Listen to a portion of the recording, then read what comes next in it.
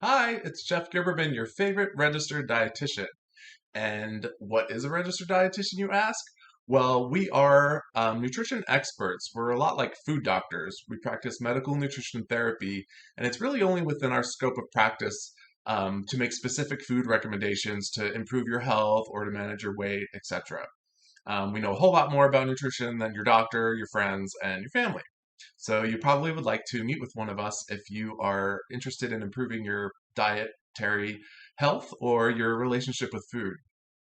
So today's video is all about fiber. So what is fiber? Well, it's really simple. The most important sources of fiber are fruits and vegetables because they're high in fiber. So, things like whole wheat bread and beans, they also have fiber, but when it comes to a large amount of fiber, it really comes down to, fruits, vegetables, salads, all things like that. Even bananas have fiber in them, which kind of get a bad rap, but that's for another video. So, what's the best way to get fruits and vegetables? Really, any way you can. How do you like to eat them? Do you eat a couple pieces of fruit a day? Do you have a banana with your breakfast? Do you have some vegetables with dinner or some baby carrots with your sandwich at lunch? Well, those are all great ways to get fruits and vegetables in. One of my favorite ways to get them in is by making a whole food based smoothie. I usually put in whole blueberries, a handful of spinach, a handful of walnuts, banana. You definitely need a banana for a good smoothie. Almost forgot that one. And whole milk. So that's my protein source and healthy fat source. So I blend it all up, and that makes me my little breakfast smoothie that I have a lot of the times. Um, and sometimes I'll have that with a bagel or something else. I'm a big guy, so I need to eat a lot. What else about fiber? So the interesting thing about fiber in fruits and vegetables is that they contain the micronutrients, which are the smaller food molecules that kind of help your body break down the bigger ones and incorporate them into your body, like for cell building or energy. So that's compared to macronutrients, which is the big food molecules like fat, protein, and carbohydrates. The interesting thing about fiber is that it's technically not a macronutrient because fiber does not go into your bloodstream. It actually stays in your gut and helps regulate how your body digests food and turns your body waste into stool.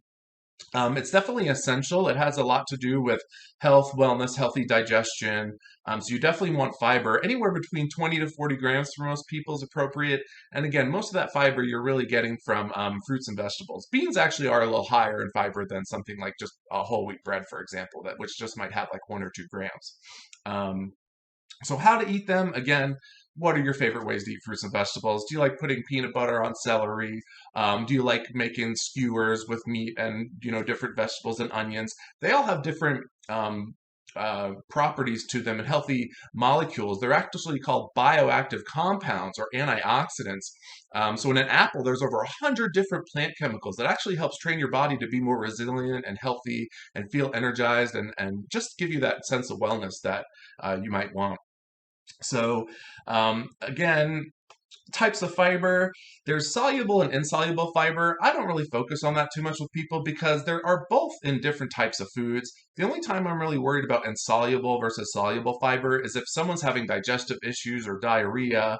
Then we might want to do something like the brat diet, which is banana, rice, applesauce, and toast. So those foods are not fruits and vegetables, which means they're low in fiber or almost have no fiber. So sometimes you remove the fiber away to help someone's body kind of calm down and reacclimate because it could be a little difficult sometimes to digest that fiber.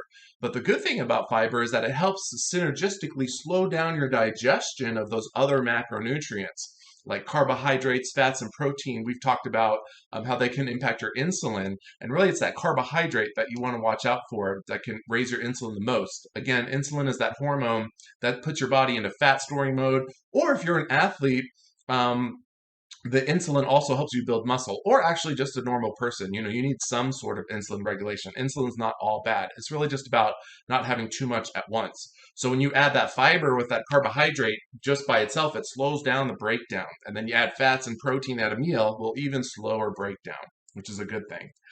Um, so again, fiber, think fruits and vegetables. That's what you really need in your diet. Of a multivitamin, think how small that is. That's really not going to give you all your nutrition that you need. And most people don't even need a multivitamin. If you're interested in a multivitamin, I usually recommend like an alfalfa grass or some kind of grassy green powder you can find in the supplement section of nutrient stores. They might add all kinds of stuff in it, like they might grind up fruit and vegetables and spinach and all kinds of stuff, but they're all kind of higher in nutrition than just a multivitamin might be. A lot of those multivitamin nutrients you're getting in fruits and vegetables and whole food based food. So if you have whole food based diet, you really don't need to take a multivitamin. There's actually research showing that it might help a little bit with these people and it might actually hurt a little bit with these people. So it's really not um, widely um, preached by dietitians to take a multivitamin because we know that food's a lot more important and having that healthy balanced diet can't really be replaced with taking a multivitamin. So that's all I got for fiber. If you have any questions about fiber or fruits or vegetables or different kinds, please leave comments down below and I would be more than happy to answer your questions. Thank you, and the more you know.